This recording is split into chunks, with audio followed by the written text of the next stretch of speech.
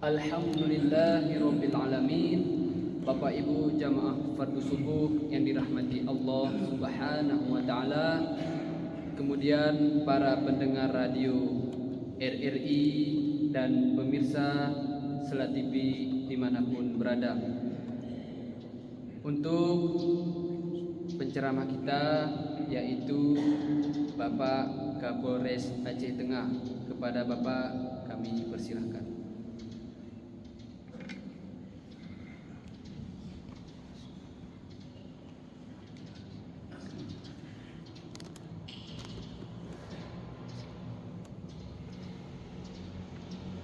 Assalamualaikum warahmatullahi wabarakatuh. Bismillahirrahmanirrahim. Alhamdulillahirabbil alamin. Wa bihi nasta'in ala umuri jawadin. Assalatu wassalamu asrofil anbiya'i wal mursalin wa ala alihi washabihi ajmain. Amma ba'du.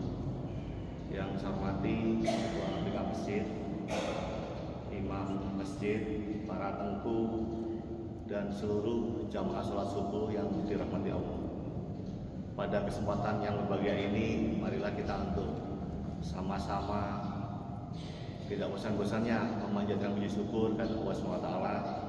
Pada kesempatan yang berbahagia ini, kita sama-sama diberi nikmat iman dan nikmat kesehatan untuk melaksanakan sholat subuh berjamaah.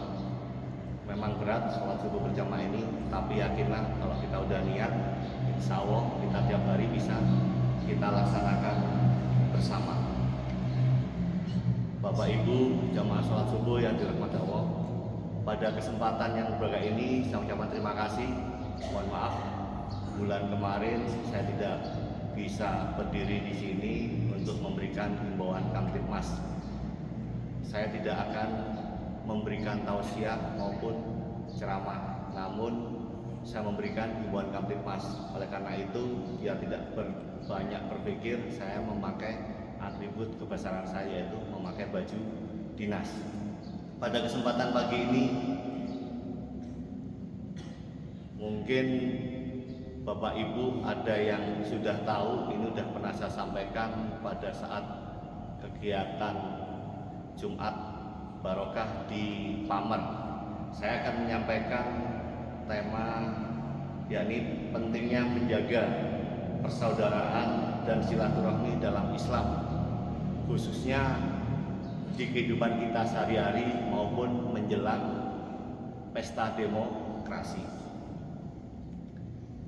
Kehidupan kita sehari-hari dan pesta demokrasi ini udah rutin kita hadapi tiap hari dan 5 tahun sekali. Dalam hal ini yang sangat penting yaitu ukhuwah Islamiyah. Mohon maaf saya sengaja mengutip dari beberapa.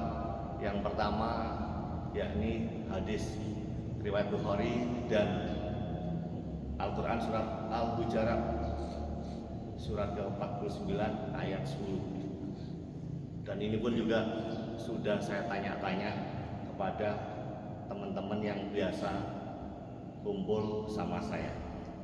Ya mohon maaf kali ini saya membaca, takutnya salah penyampaian. Nah, kalau Ustadz Musa, Pak Dewan, Pak Bardan mungkin sudah di luar kepala. Dalam ukhuwah Islam yang ini sesungguhnya orang yang mukmin itu adalah orang yang bersaudara. Ini sudah diatur di Al-Quran surat Al-Hujurat surat ke-49 ayat 10. Apapun perbedaan yang terjadi pada sesama muslim dalam kehidupan sehari-hari maupun yang saat ini kita melaksanakan tahapan kampanye, sepanjang akhlak ukhuwah masih kuat, perbedaan itu tidak akan melahirkan keretakan dan pertentangan. Secara terperinci, Al-Quran memberikan petunjuk tentang sikap dan langkah yang mesti menjadi milik dan ciri pribadi muslim. Langkah tersebut antara lain yang pertama, husnudzon. Ya, husnudzon itu berbaik sangka kepada saudaranya yang mukmin. husnudon, berbaik sangka kepada saudaranya yang mukmin. Hai orang-orang yang beriman, jauhilah kebanyakan dari prasangka. Sesungguhnya sebagian prasangka itu adalah dosa. Dan janganlah kamu mencari-cari kesalahan orang lain, dan janganlah sebagian kamu menggunjing sebagian orang lain. Ya, ini diatur di Al-Quran surat Al-Hujurat surat ke-49 ayat ke-12. Memang berat, apalagi kita sering kumpul-kumpul bareng, ngopi bareng. Ya, kadang-kadang tidak sadar kita sering menyampaikan hal-hal yang tidak seharusnya kita sampaikan. Mungkin ini juga bisa jadi introspeksi saya sendiri maupun seluruh jamaah sholat subuh. Yang kedua, yakni tabayun, selektif dalam menerima informasi. Rasulullah bersabda, cukup seorang itu dikatakan sebagai pendusta apabila dia menceritakan apa saja yang ia dengar sebelum ia cek kebenarannya. Di sini disampaikan melalui hadis riwayat Bukhari. Ya, apabila kita mau menceritakan, tolong dicek dulu kebenarannya. Ya, jangan serta-merta yang belum pasti ya kita menyampaikan itu belum tentu kebenarannya. Apalagi sekarang ini zamannya media sosial, cepat sekali menyebar. Kalau benar tidak ada masalah, kalau salah kasihan. Ya, kita bisa menyampaikan hal-hal atau merugikan orang lain. Kalau dalam pertemuan beberapa bulan yang lalu, ya Ustaz Musa menyampaikan lebih baik diam, ya, daripada menyampaikan hal-hal yang tidak seharusnya disampaikan. Emang berat diam. Ya.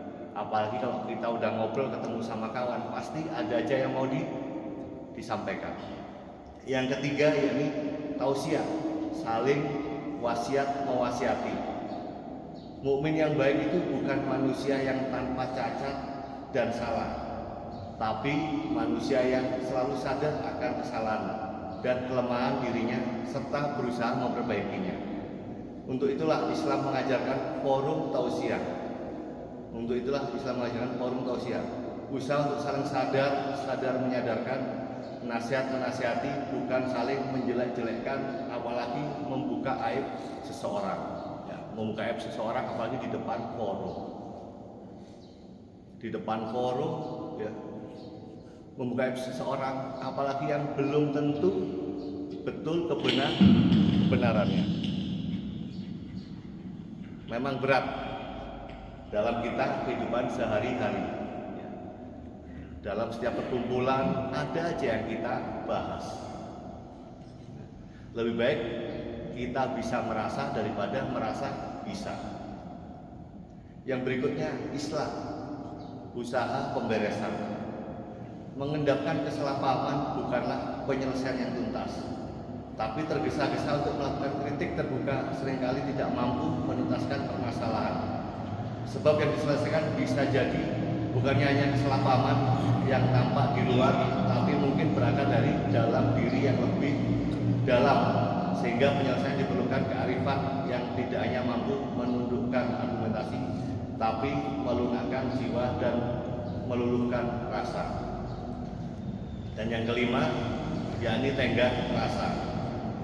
Tenggang rasa ini Islam berpesan agar setiap muslim dalam kehidupan sehari-hari segala sikapnya senantiasa mempertimbangkan perasaan orang lain.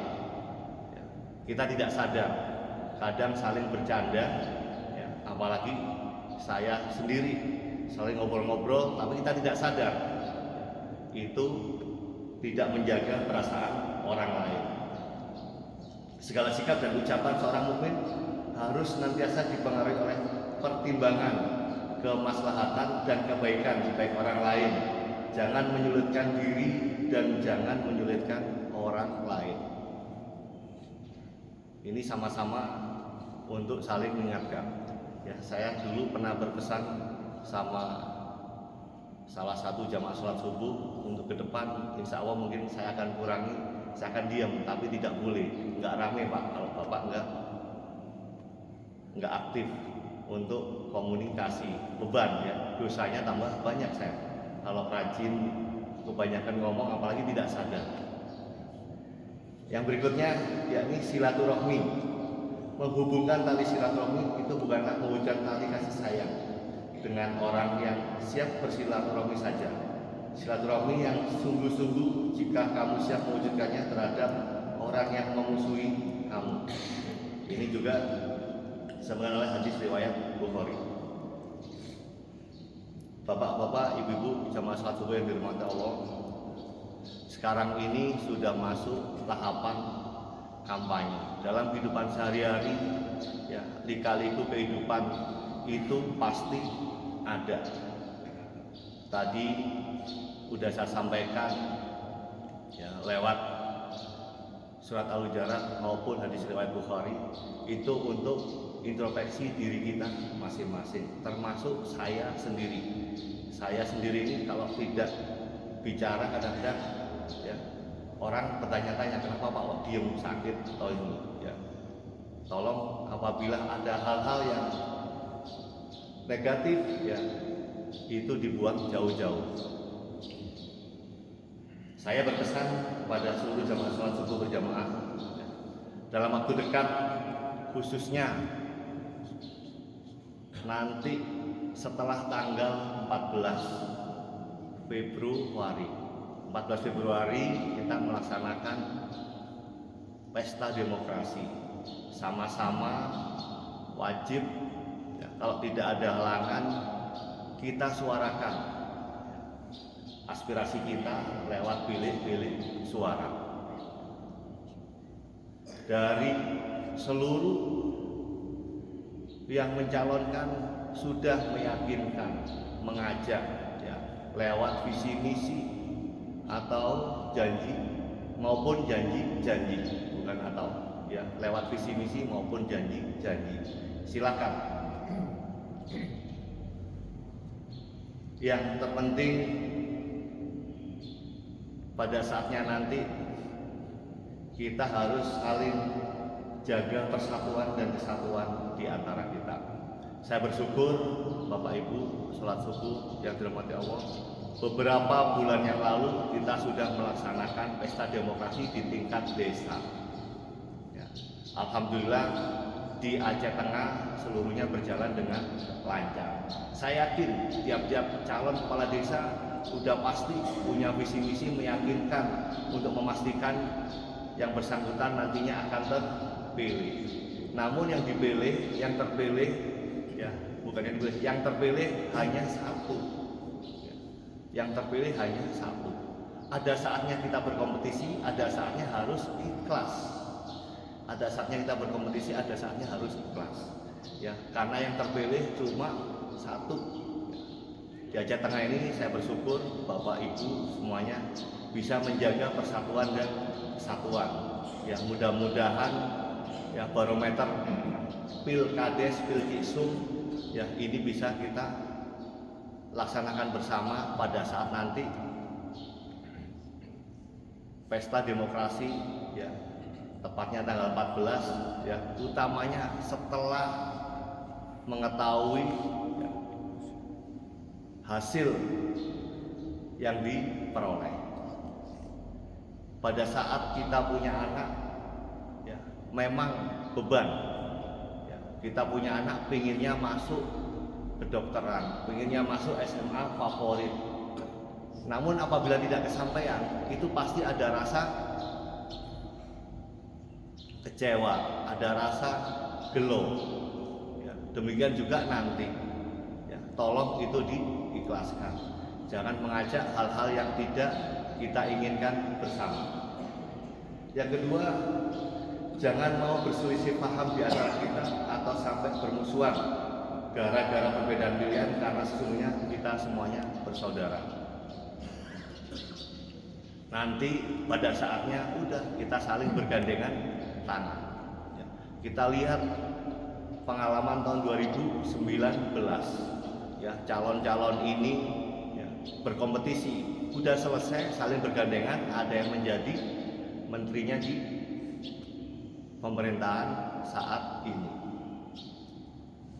Yang berikutnya, siapapun nanti yang terpilih, ya baik dari DPRK, DPRA, DPR RI, DPD maupun Presiden dan Wakil Presiden, wajib kita dukung bersama. Ada wadahnya. Apabila tidak sesuai dengan harapan, ya lewat Gakumdu, ya masih belum puas bisa lewat Mahkamah Konstitusi. Yang tidak boleh ya membawa massa rame-rame, apalagi sampai berbuat anarkis, membawa aqua, lempar-lempar, itu tidak boleh. Dan yang berikutnya, jangan mau terasut atau diadu domba oleh provokator yang tidak bertanggung jawab.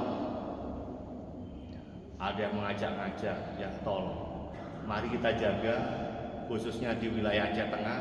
Di sini tempatnya kawasan wisata, ya, dengan ekonomi yang luar biasa. Mari kita jaga.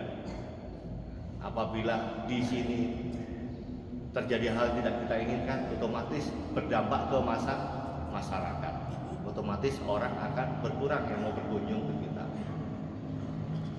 Mari kita jaga sama-sama, kita sukseskan pesta demokrasi dengan pemilu damai, aman, nyaman. Mudah-mudahan semuanya ini bisa dikabulkan, baik di wilayah Aceh Tengah maupun di seluruh Indonesia. Itu yang dapat saya sampaikan. Kurang lebihnya mohon maaf, berizin. Wassalamualaikum warahmatullahi wabarakatuh. Waalaikumsalam.